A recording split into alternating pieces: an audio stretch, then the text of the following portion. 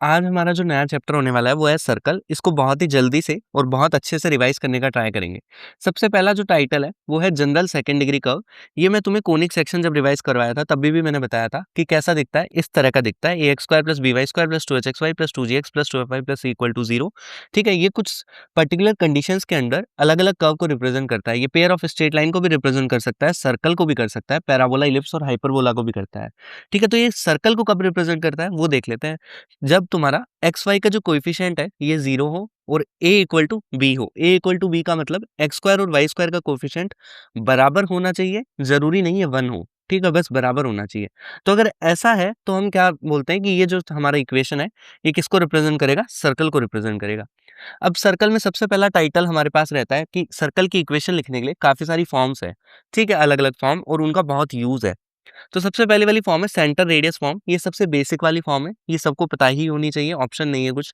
बहुत इजी सी फॉर्म है, जनरली सबको पता होती है। क्या कि अगर सर्कल की इक्वेशन लिखनी है तो तुम चीजें किसके अराउंड घूमती है? जैसे लाइन में अगर हम देखते हैं, लाइन की इक्वेशन लिखने के लिए एक तो हमें पॉइंट चाहिए होता है सबसे बेसिक वाली फॉर्म के लिए, और एक स्लोप चाहिए होता है। तो वैसे ही यहाँ हमें बस सेंटर और रेडियस से मतलब होगा। तो सेंटर अगर a कॉमा बी है और रेडियस अगर r है, सेंटर a कॉमा बी है और रेडियस अगर r है, तो उस सर्कल की इक्वेशन होती है x माइनस ए का whole square plus y minus b का whole square equal to are square. इसमें कुछ बताने लायक है नहीं, सबको पता होता है। ठीक है, फिर आती है general form of the circle. ये बहुत इंपॉर्टेंट है और ये मैं तुम्हें बता रहा हूँ, ये बिल्कुल मत भूलना कि यहाँ जो general form of the circle होता है, यहाँ एक्स स्क्वायर और वाई स्क्वायर का कोएफिशिएंट 1 ही होना चाहिए। तो जो तुम्हें सर्कल की इक्वेशन दी गई होगी मेंस में, वो देखना कई बार 1 नहीं दी गई होगी, तो गलती मत करना, ये चीज़ बिल्कुल मत भूलना। यहाँ इन दोनों का कोएफिशिएंट 1 होना चाहिए general form of the circle में।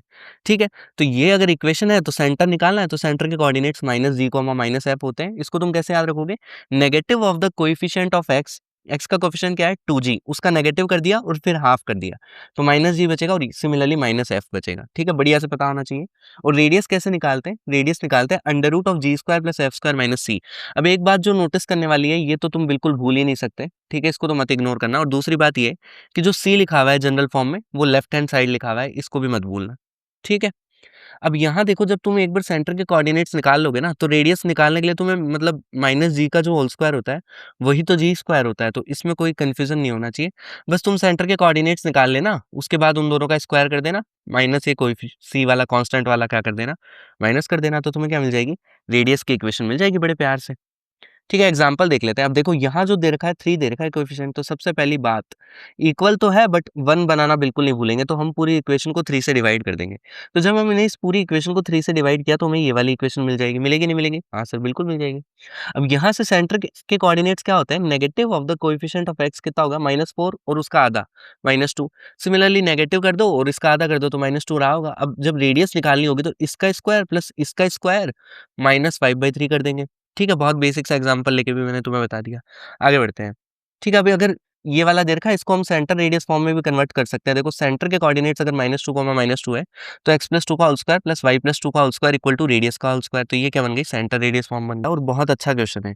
क्या बोल रहा है कि एक सर्कल दिया गया है, फिर बोल रहा है कि इस सर्कल की इस लाइन में मैंने मिरर इमेज ली तो मेरे को दूसरा सर्कल मिल गया। ठीक है, मतलब एक लाइन दी गई है, एक सर्कल दिया गया है, उसकी मिरर इमेज दूसरा सर्कल दिया गया है। ठीक है, फिर देखते हैं आगे क्या बोल रहा है। उसकी इक्वेशन दी गई है, फिर बोल रहा है कि ये जो सर्कल बना, इमेज वाला सर्कल, इसकी रेडियस r है, तो तुम मुझे r प्लस एल्फा ला के दो। ठीक है, ये पूछ रहा है। तुम देखो डायग्राम में थोड़ा सा बना लेते हैं। क्या बोल रहा है? रफ डायग्राम तो बनाना पड़ेगा कि y equal to 2x+1 image थी, ये सर्कल दे रखा था और ये कोई दूसरा सर्कल दे रखा था इमेज में। तो एक बात बताओ, जो इसका सेंटर रहा होगा, अगर मैं इस लाइन में इसकी मिरर इमेज ले लूँ तो मेरे को C2 का सेंटर मिल जाएगा। हाँ सर, बात तो बिल्कुल सही है। तो C2 का सेंटर फाइंड करके लाते हैं सबसे पहले, क्योंकि अगर C2 का सेंटर आ गया तो मेरे पास ये जो F और G है, जो अननोन है इस सेंटर सेकंड वाली सर्कल की इक्वेशन में, ये बड़ी आसानी से मिल जाएंगे। हाँ, मतलब इसका सेंटर ढूंढ के लाते हैं। चलो ठीक है, तो हम निकले इस पॉइंट की मिरर इमेज निकालने इस लाइन के अबाउट। अब जिन्होंने स्ट्रेट लाइन अच्छे से पढ़ा है उनको आता होगा, जो जिनको नहीं भी आता है तो देखो मैं बता देता हूँ कि किसी भी पॉइंट की एक लाइन में इमेज निकालने का हमारे पास डायरेक्ट फॉर्मूला होता है, बढ़िया से पता होना चाहिए। सबसे पहली बात तो लाइन को स्टैंडर्ड फॉर्म में लिखेंगे। तो हमारे पास जो लाइन दी गई थी देखो, वो स्टैंडर्ड फॉर्म में नहीं है, y इक्वल टू 2x+1। तो सबसे पहले हम इसे स्टैंडर्ड फॉर्म में कन्वर्ट करने के लिए देखो एक तरफ ले जाएंगे सबको, तो ये बन जाएगी ax plus B Y plus C equal to 0 वाली फॉर्म। बनेगी नहीं बनेगी? हाँ बिल्कुल बन जाएगी। अब फॉर्मूला हमें इस फॉर्म पे ही लगाना है, गांठ बांध लो इस बात को। ठीक है, तो इस पॉइंट के कोऑर्डिनेट्स क्या आए होंगे? तो उसके लिए फॉर्मूला है x माइनस x1। इसके कोऑर्डिनेट्स अगर x, y है तो फॉर्मूला क्या है, x minus x1 upon a equal to y minus y1 upon b equals to, ये वाला जो पॉइंट है इसको हम लाइन में पुट कर देंगे -2 times and then we will divide this by a square plus b square. ठीक है, फॉर्मूला है, बढ़िया से पता होना चाहिए, इजी सा फॉर्मूला है। अब देखो x1 y1 की जगह हमें क्या निकालना है, 2 1 है।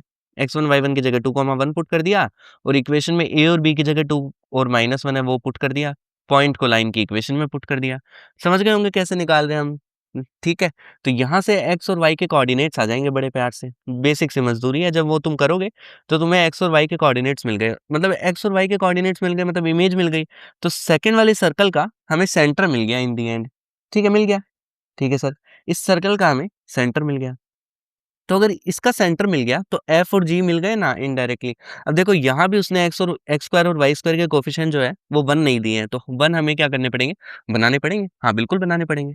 तो चलो सबसे पहले इसको स्टैंडर्ड फॉर्म में अगर हम कन्वर्ट करें तो क्या बनेगा, X square plus Y square minus 2f(x) minus 2g(y) plus 36/5 equal to 0। कुछ नहीं किया, पूरी इक्वेशन को किससे डिवाइड कर दिया, 5 से डिवाइड कर दिया। समझ पा रहे होंगे बढ़िया से। तो यहाँ हम पहुंच गए। ठीक है, अब देखो यार, सेंटर ऑफ द सर्कल जो था इस इक्वेशन से, जो हमारी इक्वेशन बनी, यहाँ से सेंटर के कोऑर्डिनेट्स क्या आ रहे हैं, देख बड़े प्यार से दिख रहा है, एफ कॉमा जी आ रहे हैं। हाफ कर दो, नेगेटिव कर दो, हाँ बिल्कुल एफ कॉमा जी है। और हमने सेंटर निकाल लिया तो हमें एफ और जी मिल गया, तो इक्वेशन ऑफ द C2 मिल गई। मिली नहीं मिली, पूरी इक्वेशन मिल गई C2 की। हाँ सर बिल्कुल मिल गई।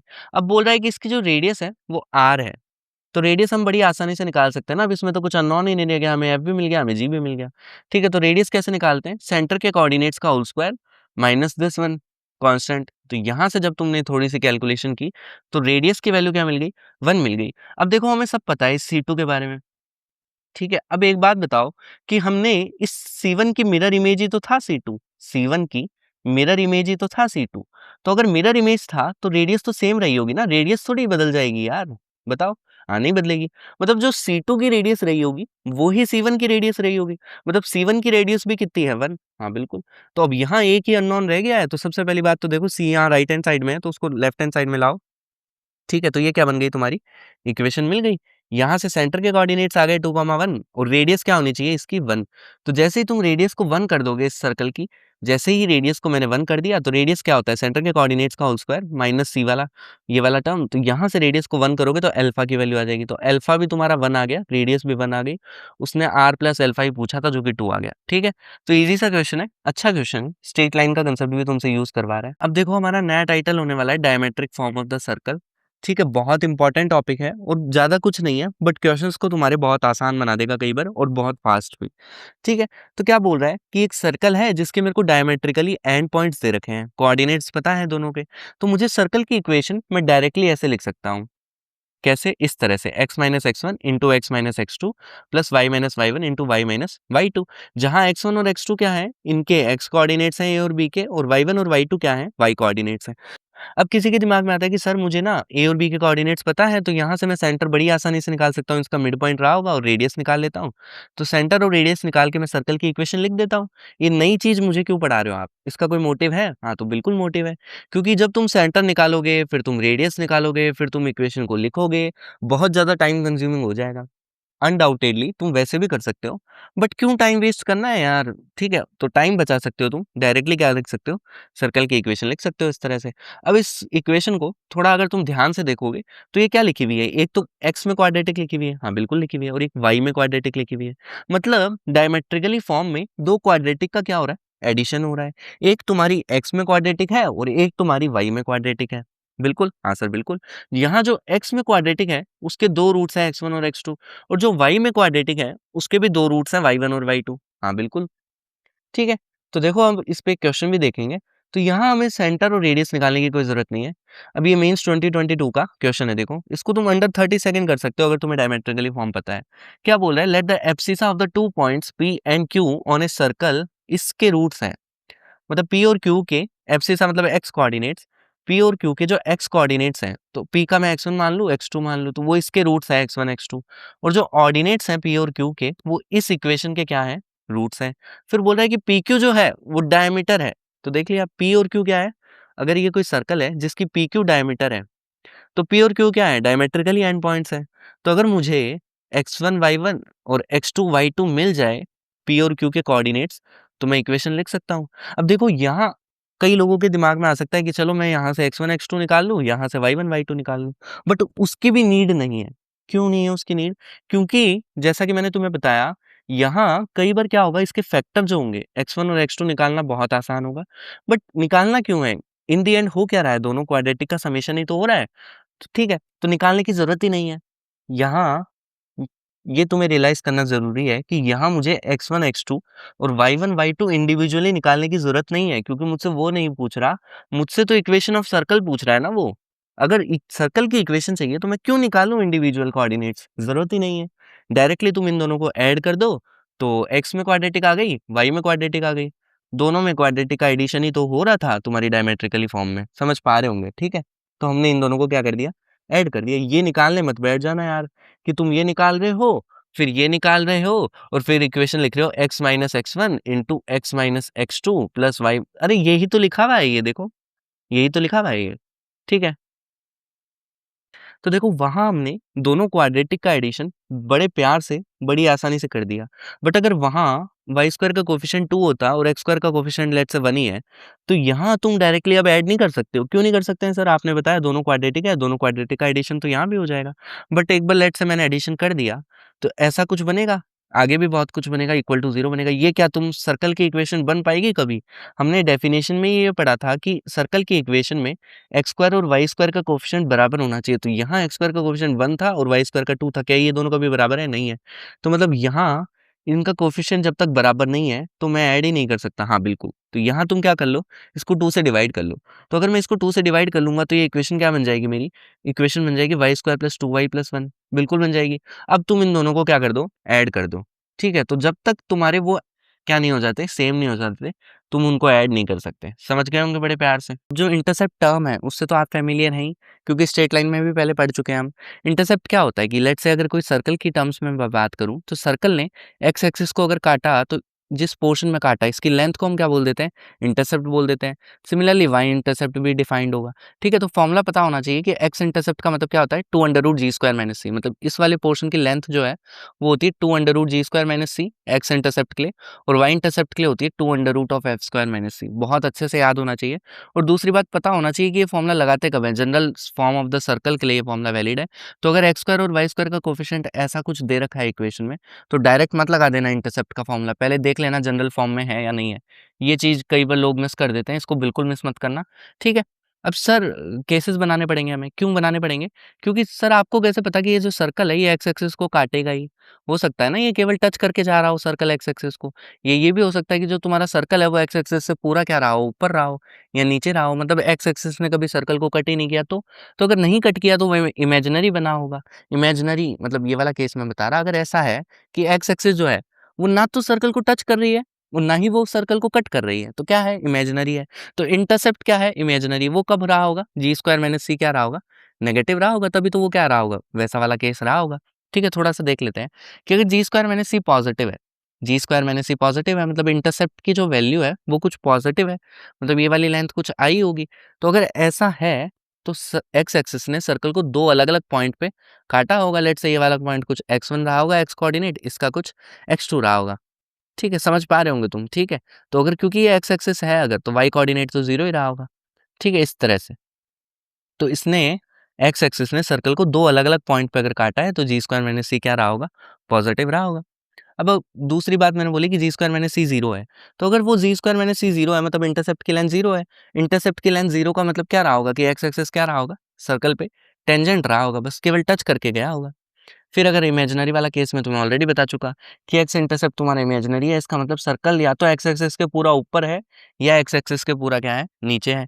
सिमिलरली यही केसेस तुम किस में इमेजिन कर सकते हो, वाई इंटरसेप्ट के लिए भी कर सकते हो कि अगर 2 अलग-अलग पॉइंट पे वाई एक्सिस ने सर्कल को काटा है, तो उसमें एफ स्क्वायर माइनस सी पॉजिटिव रहा होगा। अगर वाई एक्सिस टेंजेंट है तो वो 0 रहा होगा और नेगेटिव है तो इमेजिनरी रहा होगा। तो वाई एक्सिस के पूरा या तो इस साइड रहा होगा या इस साइड रहा होगा। समझ पा रहे होंगे तुम? ठीक है, कुछ बड़ी बात नहीं है। फिर ये वाला क्वेश्चन देख लेते हैं, क्या बोल रहा है कि ये जो सर्कल है, ये बोल रहा है कि इस पॉइंट से पास करता है, ठीक है? तो देखो सर्कल की इक्वेशन जब मैंने देखी तो पहले तो मेरे को 2 अननोन दिख गए।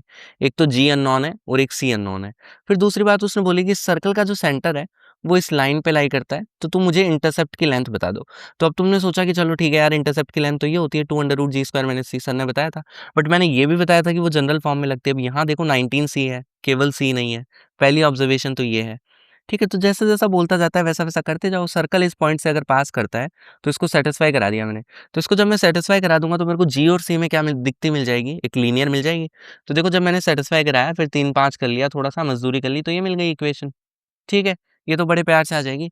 फिर बोल रहा है कि जो सर्कल है, इसका सेंटर इस पे लाई करता है, लाइन पे, तो करवा देते हैं लाई। इसका सेंटर तो अंधे को भी दिख जाएगा। इसका सेंटर क्या है देखो, एक्स कोऑर्डिनेट का आधा करो, कितना बनेगा, जी बनेगा। फिर उसका नेगेटिव ले लो, तो ये जी हो जाएगा और ये वाला कितना होगा, -3 हो जाएगा। ये देखने में तो कोई दिक्कत नहीं होगी यार, ठीक है। सेंटर को कहाँ लाई करा दोगे? इस इक्वेशन पे उसने बोला है लाइन पे लाई करता है, तो करवा दिया, एक और लाइन मिल गई। अब 2 इक्वेशन 2 वेरिएबल बचपन से करते आए हो, सॉल्व कर लो। बट कई बार क्या होता है, हिट एंड ट्रायल भी बड़े प्यार से लग जाता है। अब यहाँ अगर मैं देखूँ, तो देखो साफ-साफ दिख रहा है कि अगर मैं सी को 1 ले लूँ और जी को मैं अगर 2 ले लूँ, तो क्या मेरे पास इस इक्वेशन को सैटिस्फाई कर रहा है? हाँ, बिल्कुल कर रहा है। क्या ये इसको भी कर रहा है? चेक कर लो।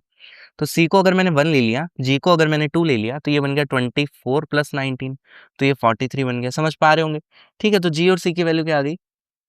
ये आ गई। ठीक है। अब किसी को हिट एंड ट्रायल नहीं लगाना है तो वैसे भी कर लो, बट टाइम सेव हो रहा था तो मैंने लगा दिया।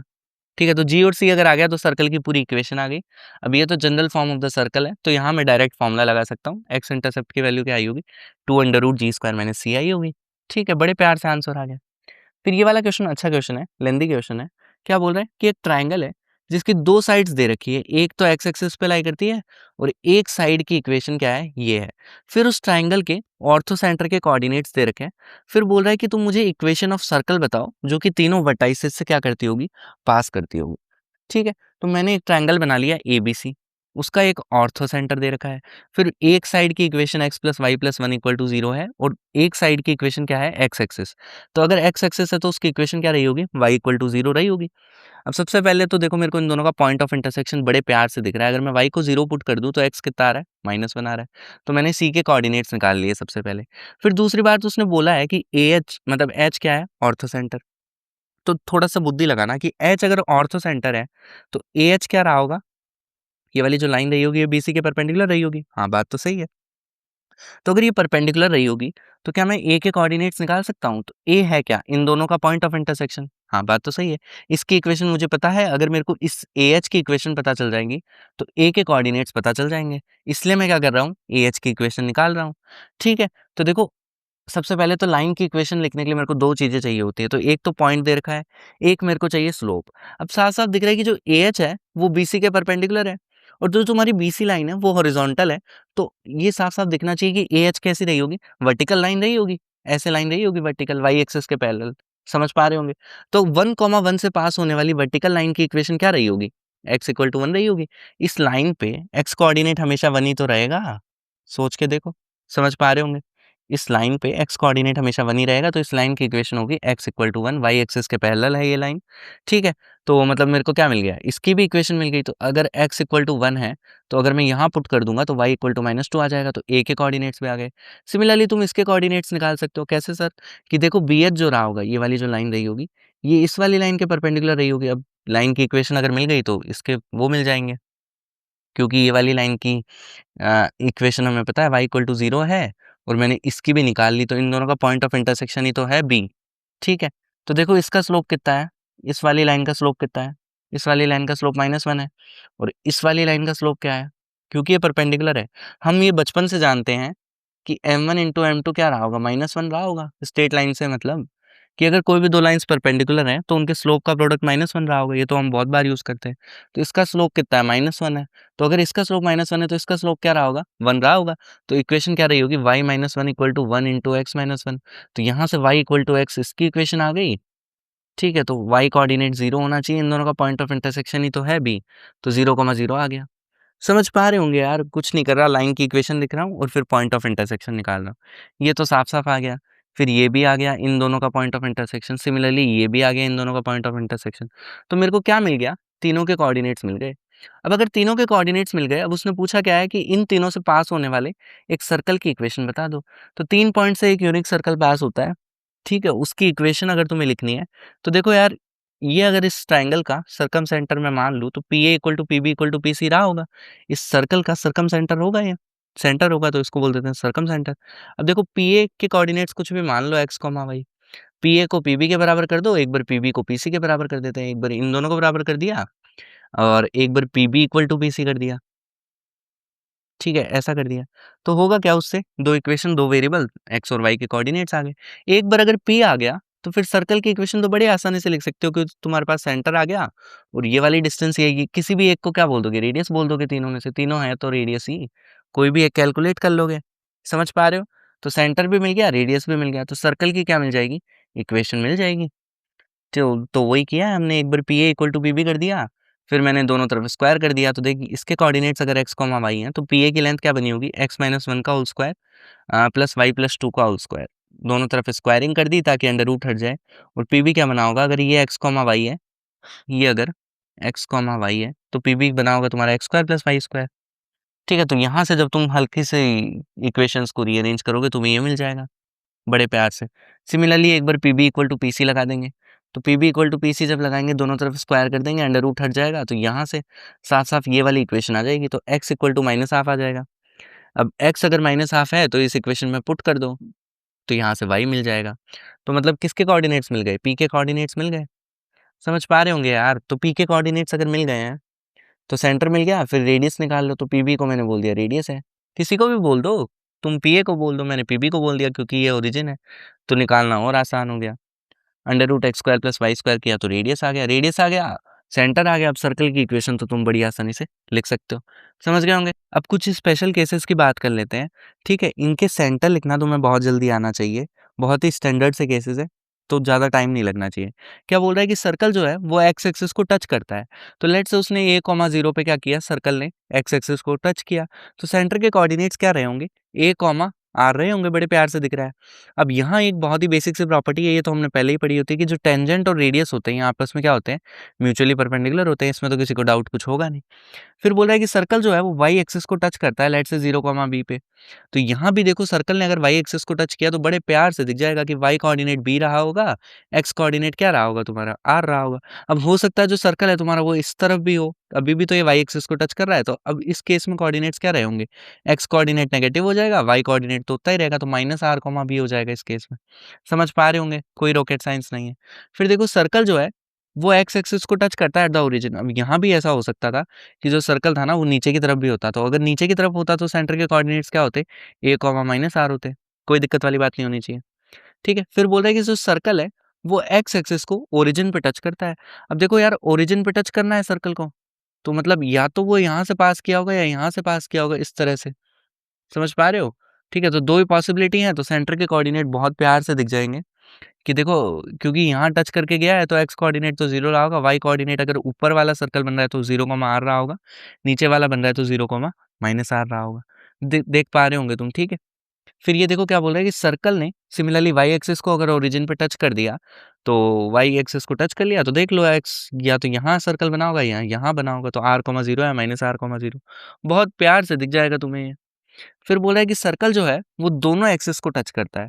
अब दोनों एक्सिस को टच करता है तो फर्स्ट क्वाड्रेंट, सेकंड क्वाड्रेंट, ऐसे थर्ड क्वाड्रेंट, फोर्थ क्वाड्रेंट, तो ऐसे टोटल कितने सर्कल रहे होंगे? 4 सर्कल रहे होंगे। समझ पा रहे होंगे। अब देख लो यार, फर्स्ट क्वाड्रेंट में दोनों कोऑर्डिनेट पॉजिटिव होते हैं, तो आर कॉमा आर रहा होगा इसके सेंटर के कोऑर्डिनेट। सेकंड क्वाड्रेंट में क्या होता है तुम्हारा? एक्स कोऑर्डिनेट नेगेटिव होता है, वाई कोऑर्डिनेट पॉजिटिव होता है, तो माइनस आर कॉमा आर रहा होगा। थर्ड क्वाड्रेंट में दोनों क्या होते हैं? नेगेटिव होते हैं, तो ये क्या रहा होगा? Minus R comma minus R रहा होगा। और फोर्थ क्वाड्रेंट में कैसा रहता है? एक्स कोऑर्डिनेट पॉजिटिव है, वाई कोऑर्डिनेट नेगेटिव है, तो फोर्थ क्वाड्रेंट के वो आ गए तुम्हारे पास। फिर बोला है कि जो सर्कल है, क्वेश्चन देख लेते हैं अब। ठीक है, ये वाला केस तो समझ गए होंगे। तो ये बहुत ही स्पेशल, बहुत ही स्टैंडर्ड से केसेस हैं जो कि तुम्हें आने चाहिए बढ़िया से। फिर ये क्वेश्चन क्या बोल रहा है? मेंस 2013 का क्वेश्चन है कि एक सर्कल है जो कि इस पॉइंट से पास करता है और एक्स एक्सिस को यहाँ टच करता है। तो तुम मुझे बताओ कि वो कौन से दूसरे और पॉइंट से पास कर रहा होगा। तो बेसिकली तुम्हें क्या निकालना है? सर्कल की इक्वेशन निकालनी है। ठीक है, तो उसने बोला है कि एक्स एक्सिस को 3, 0 पे टच करता है। अब एक्स एक्सिस को यहाँ टच करते हुए सर्कल ऊपर की तरफ भी बन सकता है और नीचे की तरफ भी बन सकता है। उसने बोला है कि यहाँ से पास करता है, तो अगर यहाँ से सर्कल को पास करना है, तो नीचे की तरफ कुछ बना होगा, ये वाला पॉइंट कितना रहा होगा तुम्हारा? 3, 0 रहा होगा। इस पॉइंट से वो पास करता है। अब सेंटर के कोऑर्डिनेट्स लेट्स से ओ क्या है तुम्हारा? सेंटर है इस सर्कल का। तो कोऑर्डिनेट्स बड़ी आसानी से दिख जाएंगे कि एक्स एक्सिस के नीचे बन रहा है, एक्स कोऑर्डिनेट 3 है तो सेंटर के कोऑर्डिनेट 3 माइनस आर हो गए। अगर ऊपर बनता तो सेंटर के कोऑर्डिनेट 3 आर हो जाते, बट ऊपर नहीं, नीचे की तरफ बन रहा है। ये नीचे की तरफ कैसे बनाया हमने, क्योंकि 1 माइनस 2 इसके नीचे बन रहा है, फील आ रहा होगा प्रॉपर। ठीक है, तो अब मैं क्या करता हूँ, आर की टर्म्स में मैंने सेंटर लिख दिया। अब मुझे पता है कि ये भी रेडियस है, ये भी रेडियस है, तो दोनों डिस्टेंस को मैंने इक्वेट कर दिया, या फिर किसी एक को भी कर दो। ओबी को मैंने क्या बोल दिया, आर के बराबर कर दिया। रेडियस ही तो है ये, ओबी को आर के बराबर कर दिया, तो यहाँ से बड़े प्यार से आर की वैल्यू आ जाएगी। देखो, तो ये 3 माइनस 1 का होल स्क्वायर, ये कितना रहा होगा, देख लो कितना रहा होगा, माइनस आर प्लस 2। तो देखो यहाँ से मैंने क्या कर दिया, अब दोनों तरफ स्क्वायरिंग कर दी, तो बड़े प्यार से बड़े तरीके से आर की वैल्यू आ गई। एक बार आर की वैल्यू आ गई तो सेंटर के कोऑर्डिनेट्स आ गए, इसके कोऑर्डिनेट हो गए 3 माइनस 2। सेंटर के कोऑर्डिनेट्स अगर आ गए और रेडियस भी आ गई, तो सर्कल की इक्वेशन आ गई बहुत प्यार से। अब सर्कल की इक्वेशन आ गई, जो भी ऑप्शंस दे रखे हैं वहां से देख लेना कौन सा पॉइंट सेटिस्फाई करता है, कौन सा नहीं करता है। एडवांस 2017 में आया हुआ क्वेश्चन है, बहुत ही प्यारा क्वेश्चन है, ध्यान से समझना। क्या बोल रहा है कि कितनी पी के वैल्यूज के लिए ये सर्कल और कोऑर्डिनेट एक्सिस के बीच में एग्जैक्टली 3 पॉइंट्स कॉमन होंगे। तो मतलब सर्कल और कोऑर्डिनेट के बीच में 3 पॉइंट्स कॉमन चाहिए। अब ये 3 कॉमन पॉइंट्स का मतलब क्या है, वो इनडायरेक्टली तुमसे ये बोलना चाह रहा कि 3 पॉइंट ऑफ इंटरसेक्शन आए होंगे। यहाँ देखो, ये 3 पॉइंट्स क्या है, पॉइंट ऑफ इंटरसेक्शन है। क्या यही 3 पॉइंट्स कॉमन है इनके बीच में? मतलब ये जो तीनों पॉइंट्स हैं, ये कोऑर्डिनेट एक्सिस पे भी हैं, सर्कल पे भी हैं। ठीक है, तो अब हम क्या करेंगे, केसेस बनाने का ट्राई करेंगे। कैसे केसेस सर?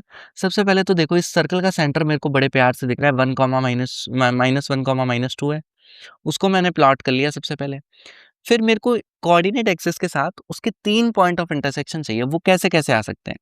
तो मेरे दिमाग में आ रहा है कि सर्कल जो है, वो लेट्स से एक्स एक्सिस को 2 बार काटे और वाई एक्सिस को टच करके चला जाए, तो 3 कॉमन पॉइंट्स आ जाएँगे। ऐसा-ऐसा कुछ कि एक्स एक्सिस को उसने 2 बार काटा और वाई एक्सिस को क्या करके चला गया, टच करके चला गया। अब इम्पोर्टेंट चीज़ ये है कि ऐसा नहीं होना चाहिए कि वो एक्स एक्सिस को तो 2 बार काट के चला गया, बट वाई एक्सिस को टच नहीं कर पाया। मतलब जो दोनों कंडीशंस हैं, 3 पॉइंट ऑफ इंटरसेक्शन के लिए, ये जो दोनों कंडीशन है, इनका साइमल्टेनियसली सैटिस्फाई होना ज़रूरी है। कैसे? साइमल्टेनियसली, ये वर्ड बहुत इंपॉर्टेंट है। मतलब ऐसा नहीं होना चाहिए कि कोई एक हो जाए, ये ना हो, या ये हो जाए और ऊपर वाला ना हो। दोनों का होना बहुत ज़्यादा ज़रूरी है। तो समझ पा रहे होंगे तुम?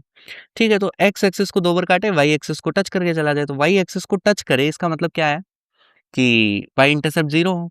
साफ-साफ सा मतलब यही तो है कि वाई इंटरसेप्ट 0 हो। और वाई इंटरसेप्ट 0 का मतलब क्या होता है? तो कब होता है? जब एफ स्क्वायर सी के बराबर हो। तो एफ स्क्वायर क्या रहा होगा? यहाँ से देख, बड़े प्यार से दिख रहा है, 2 का स्क्वायर कितना 4, और सी की वैल्यू कितनी है -p, तो 4 इक्वल टू -p। तो यहाँ से मेरे को पता चला p इक्वल टू -4। किसके लिए? इस वाले पॉइंट के लिए p इक्वल टू -4 होना चाहिए।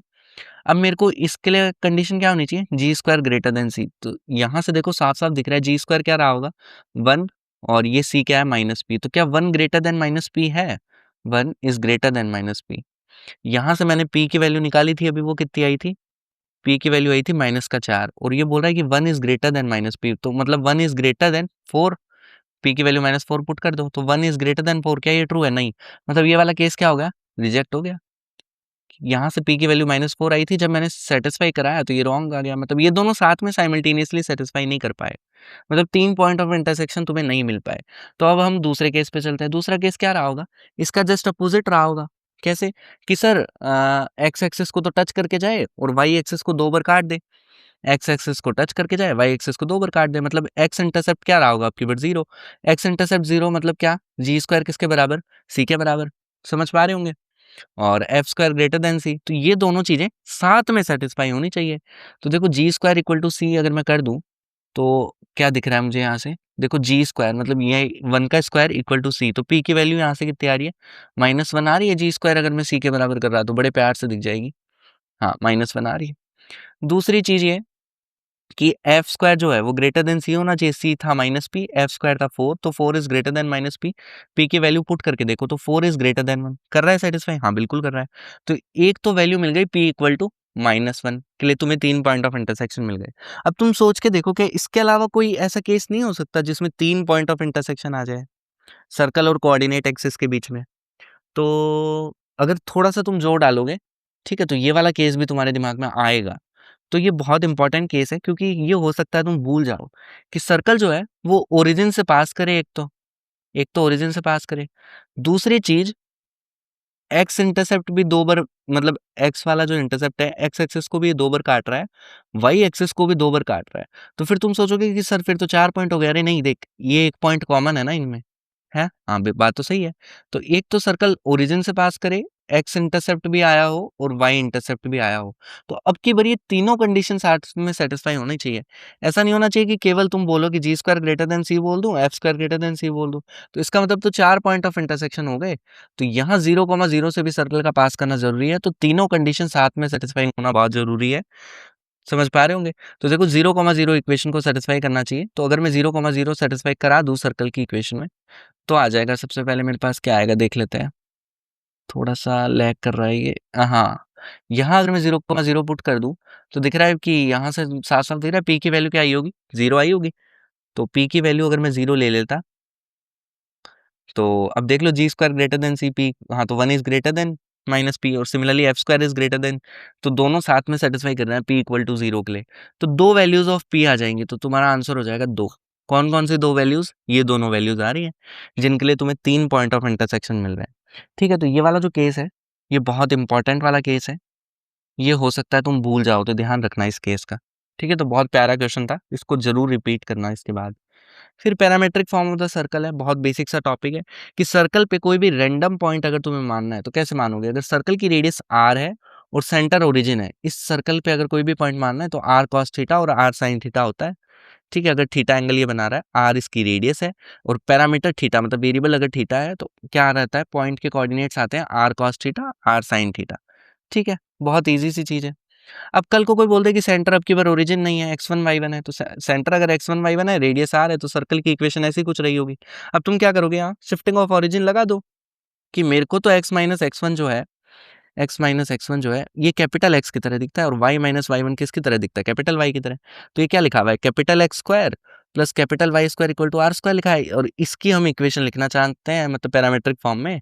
तो कैपिटल एक्स क्या आया होगा, आर कॉस थीटा आया होगा, और कैपिटल वाई क्या आया होगा, आर साइन थीटा आया होगा। अब कैपिटल एक्स को क्या लिख दोगे तुम, एक्स माइनस एक्स वन लिख दोगे, इसको वाई माइनस वाई वन, तो वहां से ये दोनों भी क्या आ जाएंगे। तो बहुत ईजी सी चीज है, centre plus R cos theta, centre plus R sine theta.